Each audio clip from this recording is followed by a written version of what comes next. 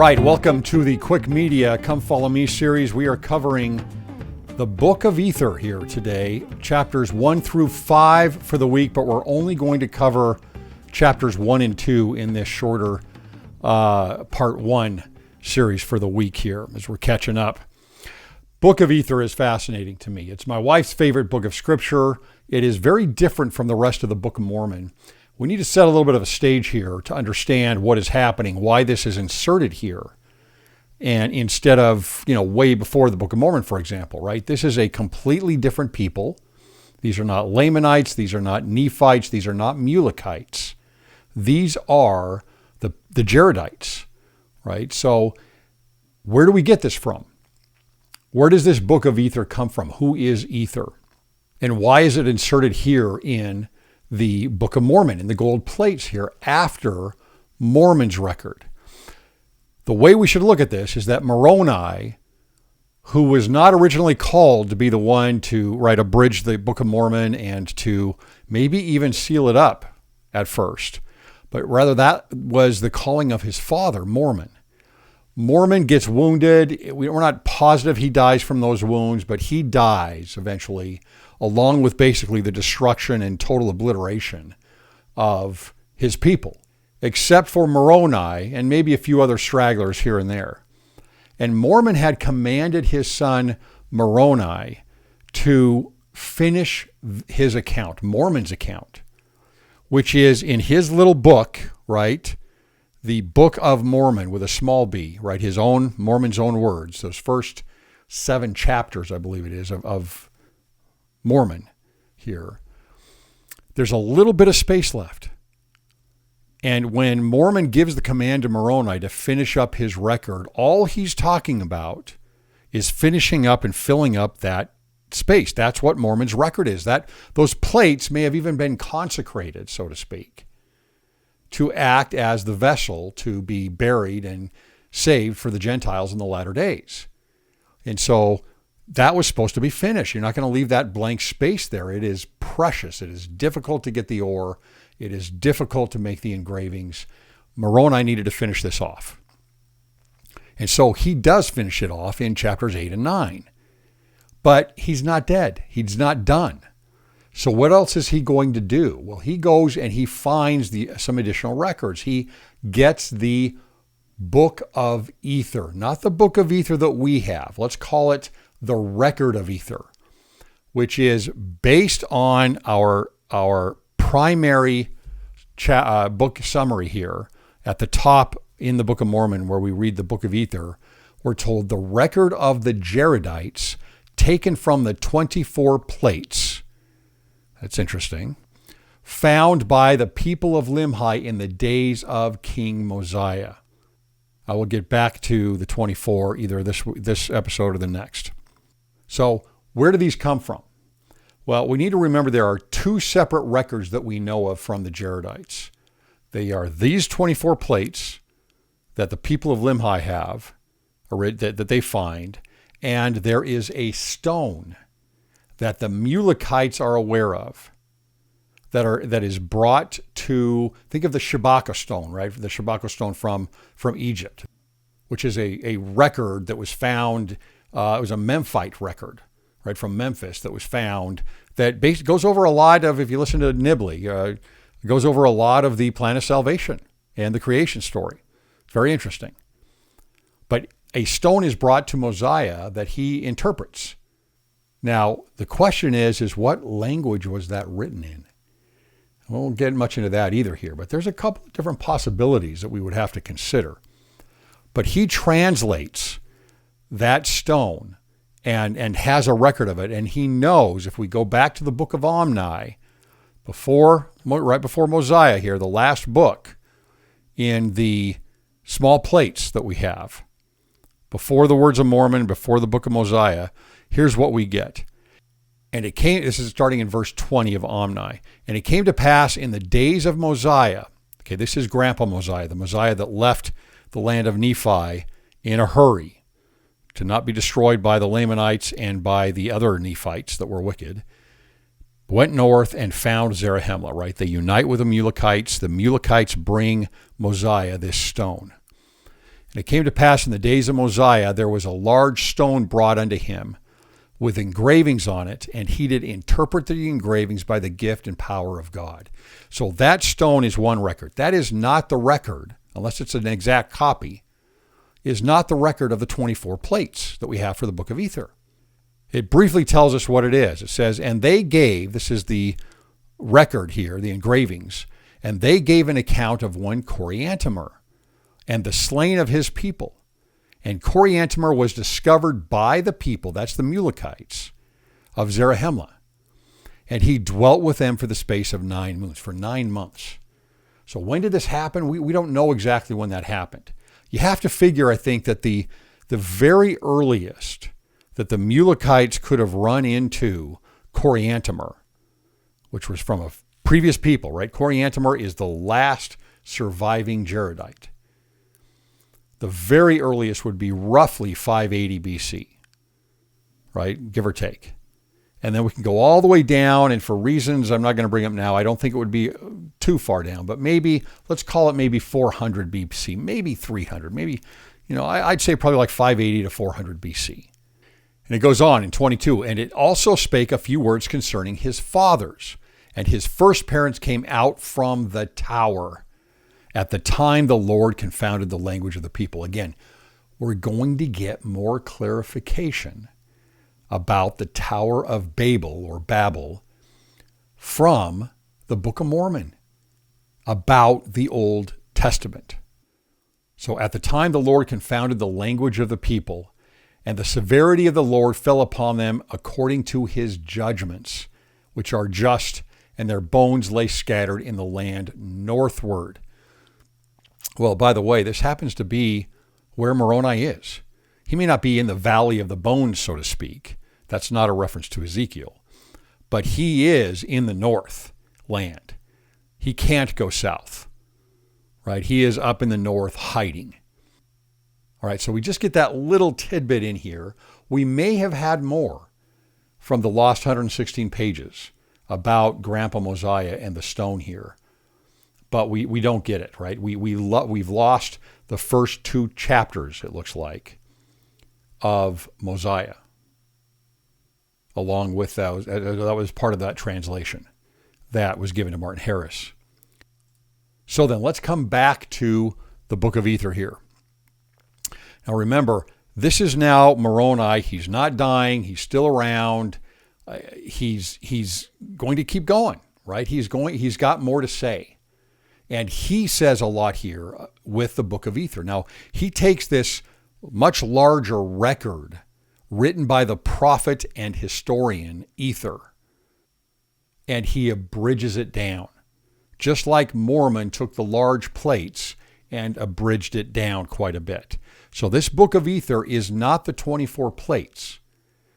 Moroni's Book of Ether here that we have today is an abridgment of those 24 plates. Again, you can imagine how small they wrote on these plates, how much they fit in on a single leaf, probably front and back, right?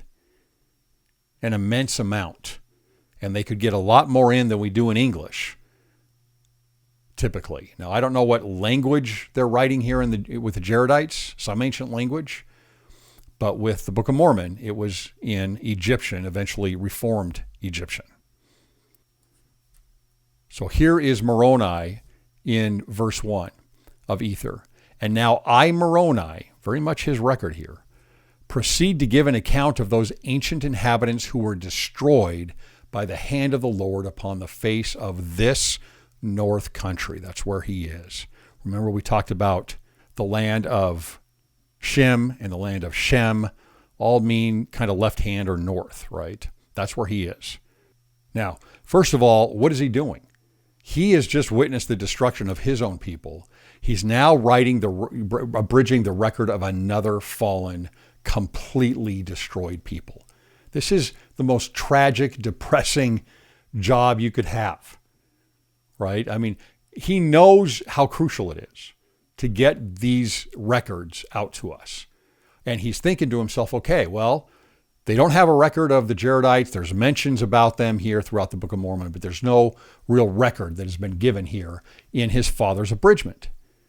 So he's going to give that to us. He's going to take the time to abridge this record. Verse 2, and I take mine account from the 24 plates, which were found by the people of Lehi, which is called the Book of Ether. Just an anecdote here. If you read the Lost 116 Pages by Don Bradley, you're going to see that there was a seal that went along with this book. It looks like it was with the Book of Ether here. And on that seal is there are a couple of different descriptions of that plate. And it's very interesting that something Don Bradley brings up is that when he talks about, for example, Moroni sealing up the plates, that is not a metaphor. That's not a spiritual metaphor. There is an actual physical seal on the gold plates, apparently, that could be, for example, the title page and Moroni's seal. And that would make a lot of sense. Now, the seal I'm talking about here would not be Moroni's. This would be from the Book of Ether, perhaps the brother of Jared, perhaps Ether. But there is a seal, and on that seal, one thing that's been described on that seal is it's kind of like a little bit like an Aztec sun calendar, right? Where you see the sun in the middle, and then you have concentric circles coming out and writing and a whole bunch of things on there. This one describes the sun in the center with some rays coming out, maybe just 4, north, south, east, west, something like that, 4 different directions. That would make a lot of sense. And then around that sun, there are 24 circles. And within those circles, there are apparently maybe different phases of the moon, at least half moons, maybe crescent moons, and there are stars. And I think one of the descriptions was every other one was a moon and then a star that are around this sun in the center. Right? That's fascinating. Absolutely fascinating. 24 circles on the seal, 24 plates that were put together by Ether here. By the way, what about the book of Revelation? Right? Where we go in and we see that around the throne of God, the center, look at facsimile number 2. Around that, you get 24 elders on 24 seats in the book of Revelation. Pretty interesting stuff. There's a lot more I could go into there, and I will in a separate episode. But that should whet your appetite a little bit. He says that he gets the record again. Back to verse 2 here. He says, and I take mine account from the 24 plates which were found by the people of Lehi, which is called the Book of Ether. Okay?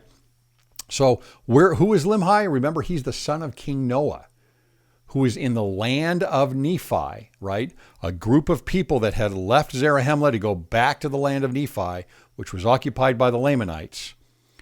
Long, long time ago, right here, right? Centuries before, maybe 600 years before. And then Lehi, who is being heavily taxed and burdened by the Lamanites, remember, sends a party northward to the Northland to go and look for Zarahemla. They couldn't find it. So they went up, they looked at, what did they find? They found an area of people's bones. Just littered, an area littered with human bones. And in that area there, what do they find? They find this record. And that's the Book of Ether. That is the 24 plates that is then brought back to Lehi.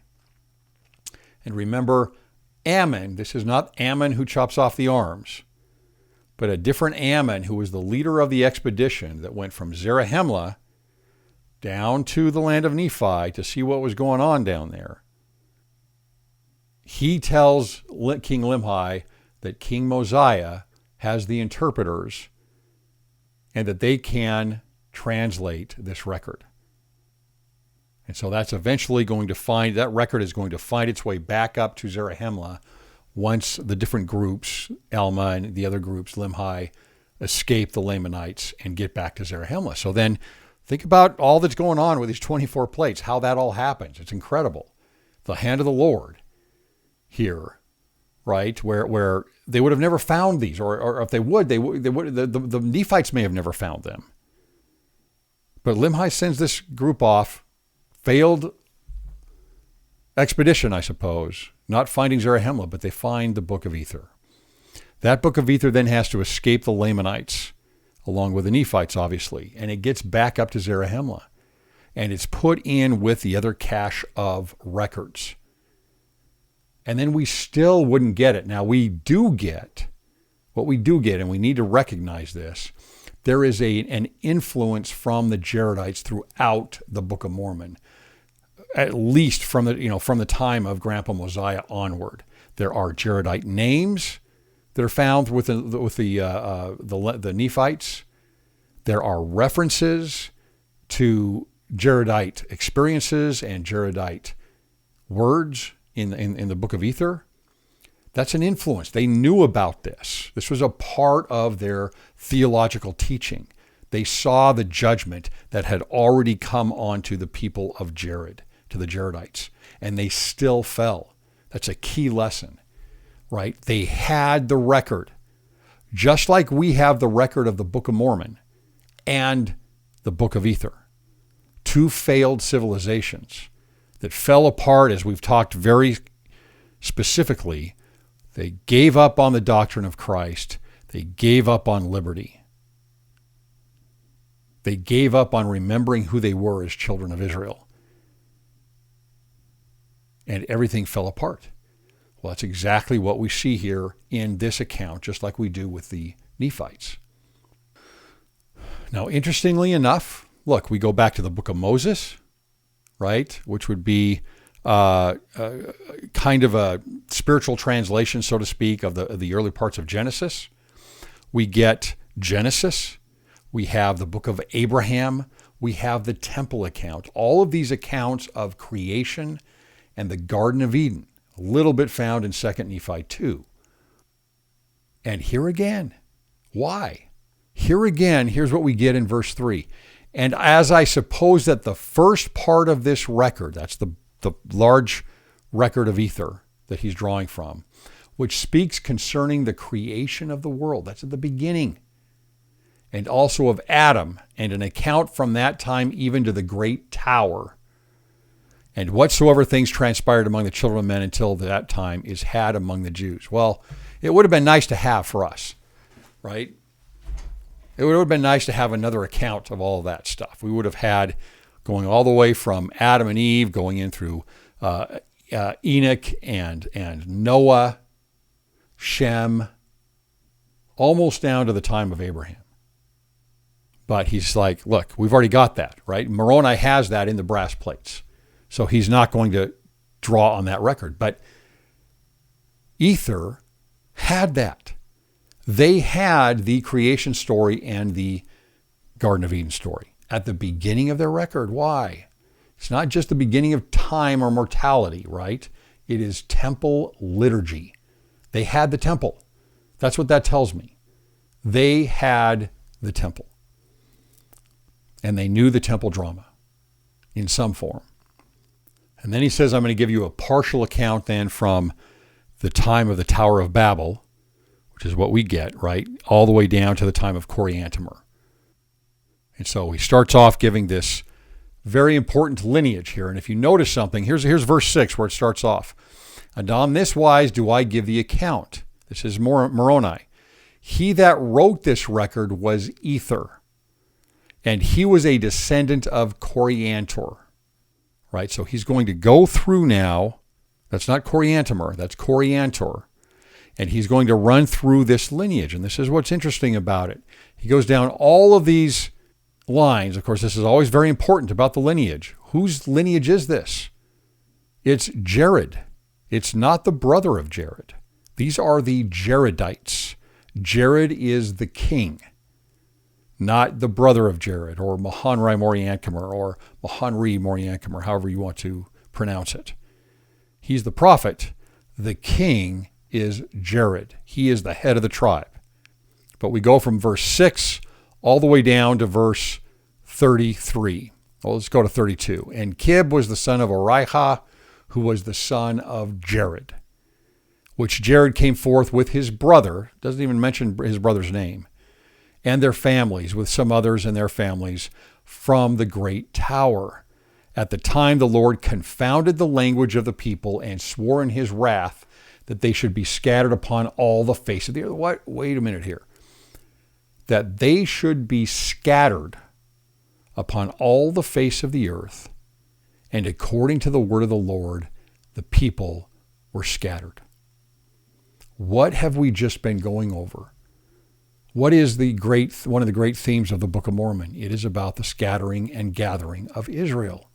Now, this is not Israel, so to speak, right? Because when we think of Israel, we're talking about those that come from Abraham, Isaac, and then through Jacob, who was Israel. But the choice people of the Lord, who were the followers of the brother of Jared here, and Jared, right? The same thing happens to them. And the same thing happens to, ultimately, they become scattered. But it's what happens to everyone at the Tower of Babel, or Babel. We'll go with Babel. That seems to be the more popular way to say it, although it doesn't make a lot of sense to me, because the name of the city-state is Babylon.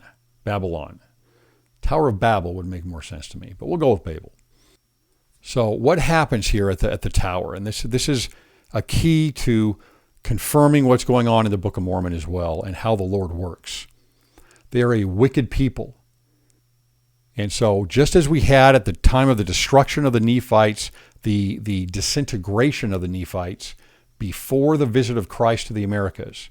Remember, the government fell apart. Remember, they lost the doctrine of Christ.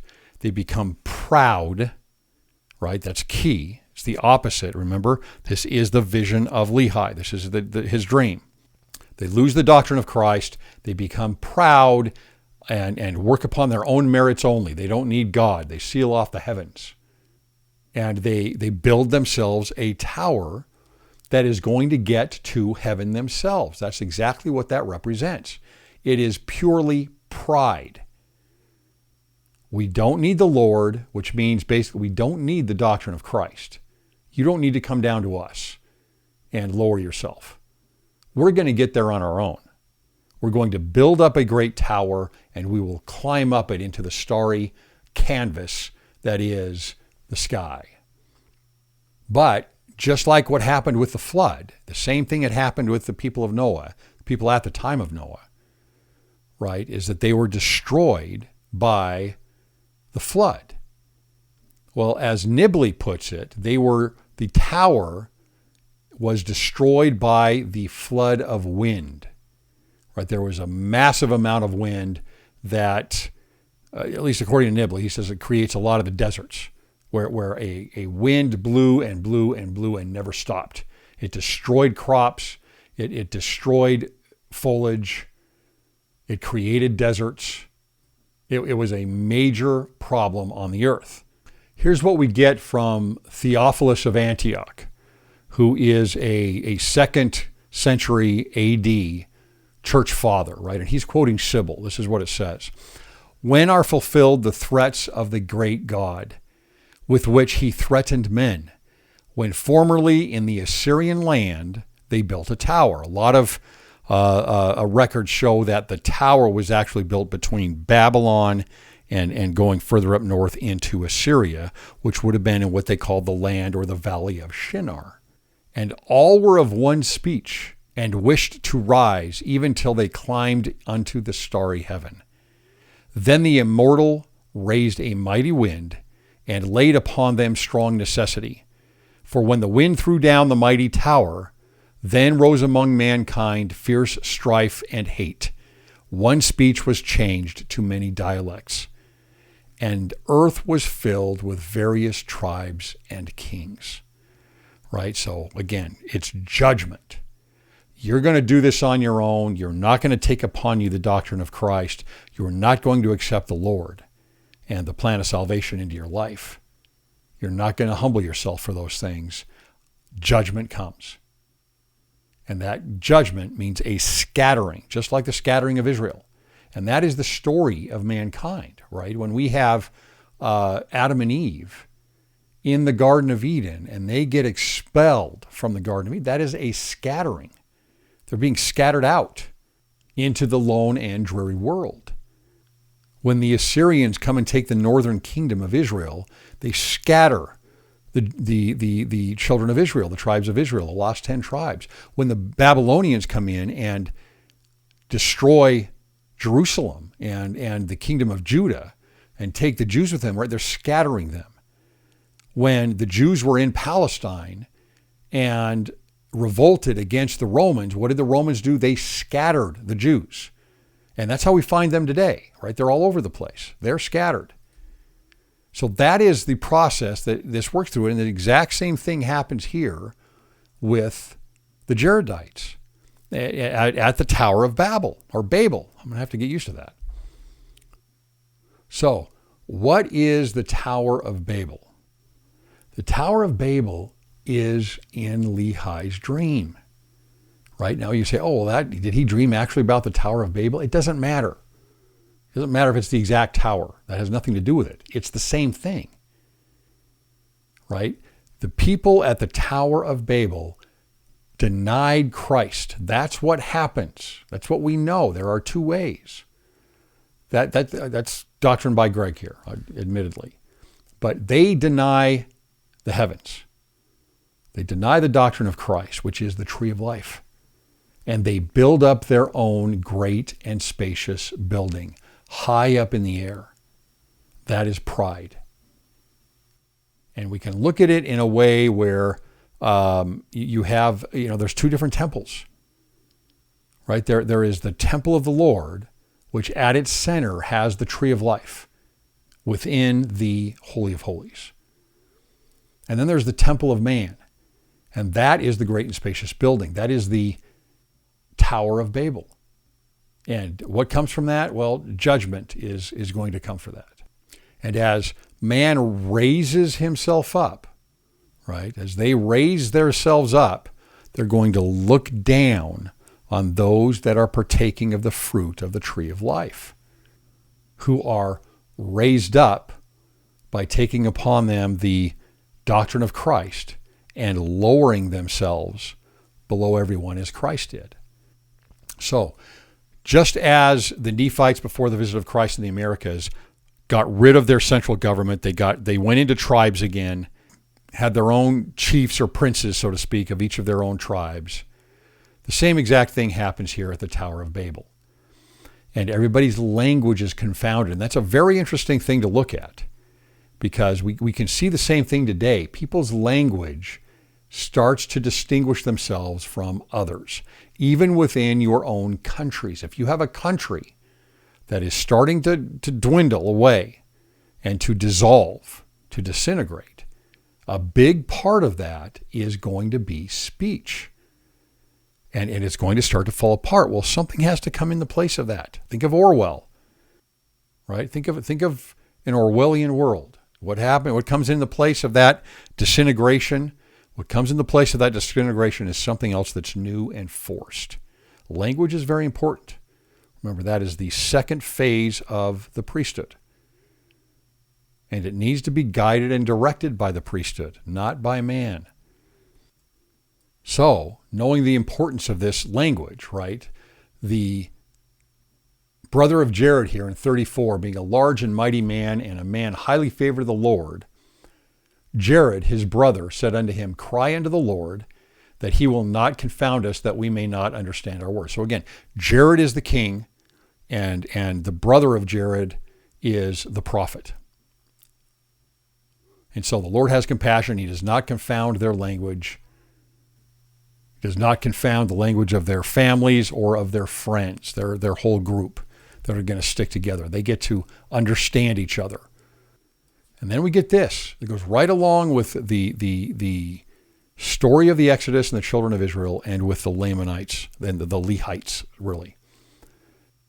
In verse 38, and it came to pass that Jared spake unto his brother, saying, go and inquire of the Lord whether he will drive us out of the land. And if he will drive us out of the land, remember, there's destruction and wind and drought and everything going on. Cry unto him whether we shall go. Well, of course, this is exactly what the Leahoni did for Lehi. And who knoweth but the Lord will carry us forth into a land which is choice above all the earth. This was, we sit here in a mostly first world countries that listen to this podcast and don't think in our minds about the need to have this promised land, to have this bountiful, to have an area, a land of milk and honey, right? That would be so crucial to bring up our families in because we're taken care of. We can cry about little political issues here and there, but it's nothing like what it used to be. And so that was something that desire was always in mankind anciently, and it is associated directly with the plan of salvation. That choice land that is above all others is exaltation. That is a big part of the Abrahamic Covenant that we're getting right here. And Moroni, who is abridging this record, knows that.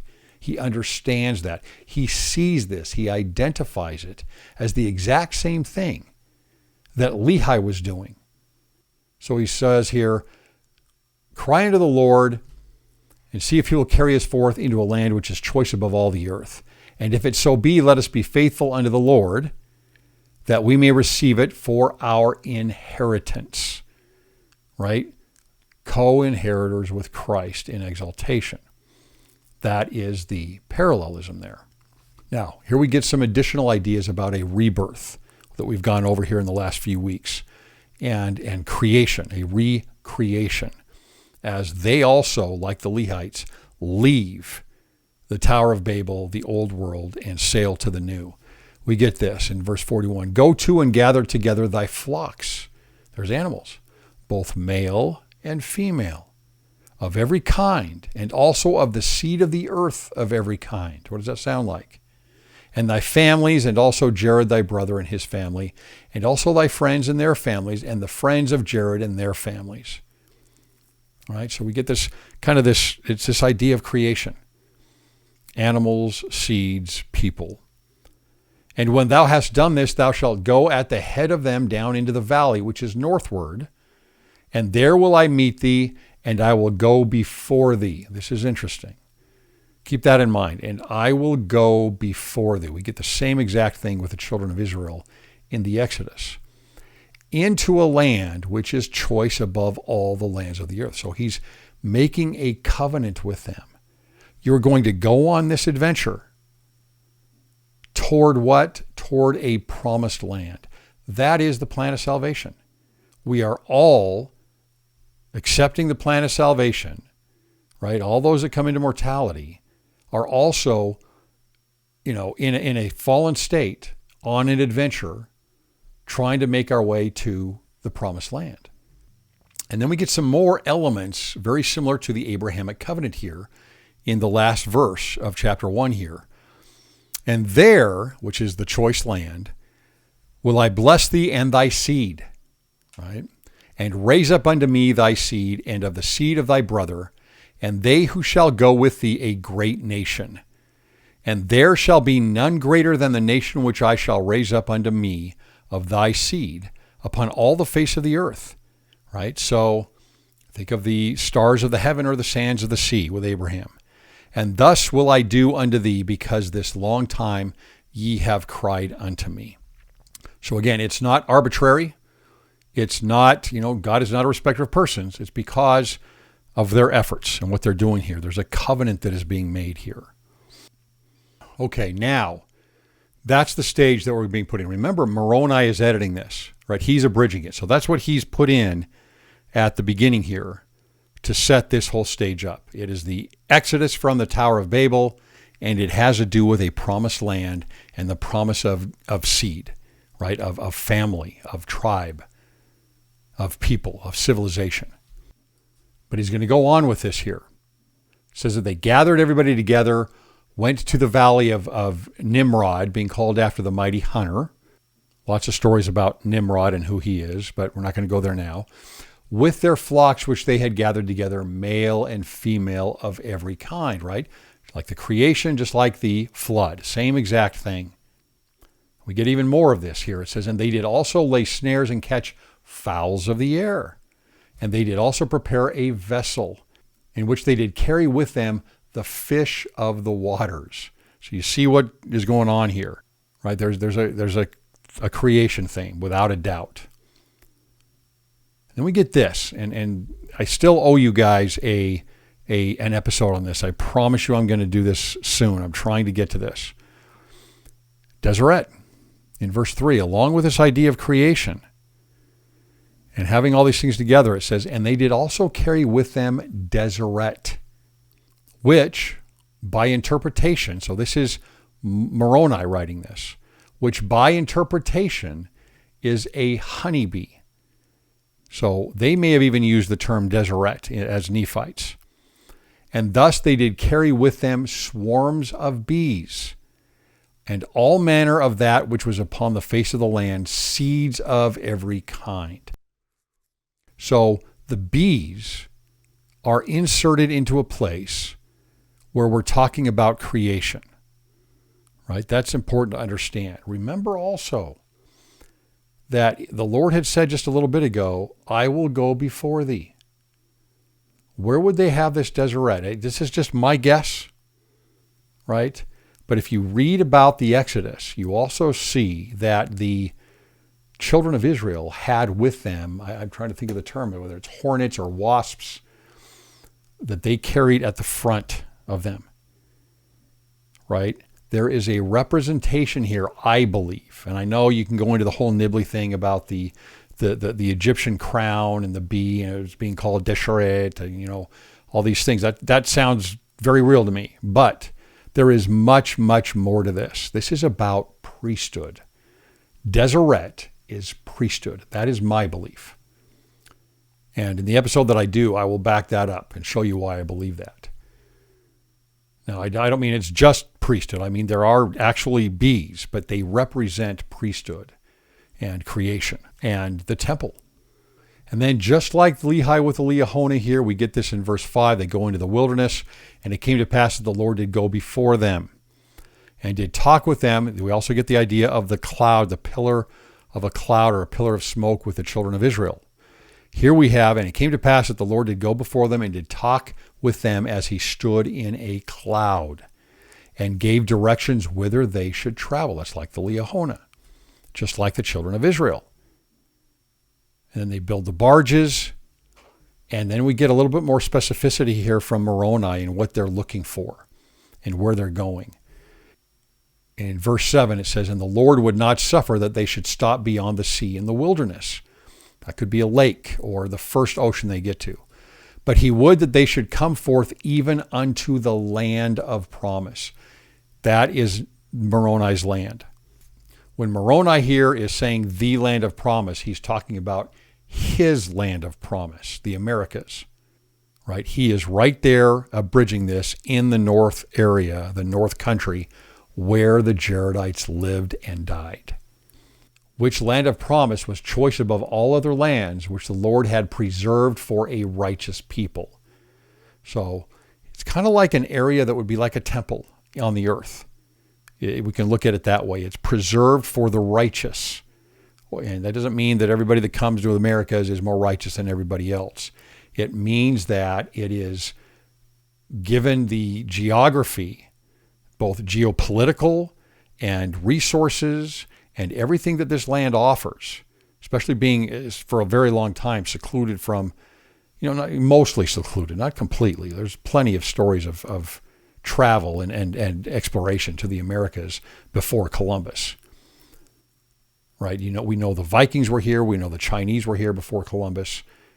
Very likely that there were many other peoples that had come here. I mean, here you have the odd example, more than a coincidence, that the Lehites, the Mulekites, and much before them here, the Jaredites, all landed in the general same area of the Americas. They all lived in generally the same area, within at least hundreds, if not 1,000 miles or so.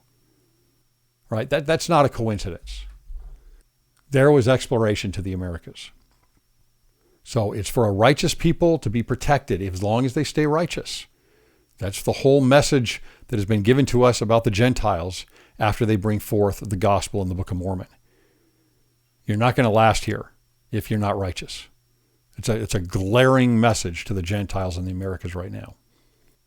And the Lord says to him that whoso should possess this land of promise from that time henceforth and forever ever should serve him, the true and only God. That is Jehovah. That is Jesus Christ. And we're going to see that explicitly in the next chapter. This is not Jehovah in the idea of the God of the Jews, right? This is Jesus Christ, premortal Jesus Christ. In 11, we get exactly this. And this cometh unto you. This is Moroni inserting, he does this all over this record here in the book of Ether. This is what he says again here, Moroni, to us, to the Gentiles in the Americas. And this cometh unto you. So he's given his message. He knows the message is already in the Book of Mormon. Now he's given it to you again in the book of Ether. And this cometh unto you, O ye Gentiles, that ye may know the decrees of God, that ye may repent, and not continue in your iniquities until the fullness come. You better learn to stop, put the brakes on, in other words. Can you put the brakes on before you're ripe in iniquity? That ye may not bring down the fullness of the wrath of God upon you, as the inhabitants of the land have hitherto done. Right? We've got two huge examples of what happens to the peoples in the Americas when they deny the doctrine of Christ. He does say here that whatever nation shall possess this land shall be free from bondage and from captivity and from all other nations under heaven, if they will but serve the God of the land, here it is, who is Jesus Christ. Moroni uses the term Jesus Christ here. Okay, and then we get a little bit of a prelude here for the brother of Jared up on the mountain. In verse 14 it says, and it came to pass at the end of 4 years. So they're kind of like the Lehites were in Bountiful as they waited there and lived there for a while. It says, and it came to pass at the end of 4 years that the Lord came again unto the brother of Jared and stood in a cloud and talked with him. So he can't see him. He doesn't see him. And for the space of 3 hours did the Lord talk with the brother of Jared and chastened him because he remembered not to call upon the name of the Lord. I'm guessing the number 3 here is important. It is confirmation. Remember that the reason they are given the covenant and will be led to the promised land is because they cried unto the Lord. Okay, so then, right, he repents, the brother of Jared repents, and the Lord says, okay, you're going to build these barges, these vessels. This is like Noah's Ark. This is like the ship that Nephi built. Not the same design. That's not what I'm saying. It's the same idea, right? The Lord gives specific instructions on the vessels on how they need to be built. This is very important to the Lord, obviously, because it's very specific to Nephi, and we get the specifics in the book of Genesis for Noah's Ark. Right? This is an ark, just like the Ark of the Covenant. This is holy. It's a holy vessel. And it's just like we get the specifics of the Temple of Solomon or the tabernacle, right? The temple. That's what this represents. So he tells them to build these barges. They're about the length of a tree. And brother of Jared says, well, wait a minute here. How are we going to breathe? How are we going to see? And the Lord says, you're going to create a hole in the top. You're going to create a hole in the bottom. You're going to get air and light. You're going to get air from there. And then you can stop it up when you need to. And then the brother of Jared comes back again. You have to like this, right? This is kind of like a little bit the wrestling. He's not just a yes man. I mean, obviously he's worshiping him, but he wants to participate in this process. The brother of Jared wants to participate. He's inquisitive. He wants to wrestle a little bit with the Lord. That's how I see that. He wants to engage. And he says, okay, well, that takes care of the air. What about light? Would you suffer that we're going to travel this distance with light? Well, what about in our own lives? Are we going to go without light here in the world, in mortality, in this dark world? Do we go without light ourselves? What about these vessels that we have, these temples that we carry around? Are we able to get light in them? Can we individually have light to carry us through our mortality, our expedition to to the promised land? Of course, the answer is yes. But we have to engage. We need to engage to get that light. And so the Lord says to him, what will ye that I should do that ye may have light in your vessels? Right? And then we're going to go to get that story a little bit more complete when we go to chapter 3 in the next episode. I'll talk to you next time.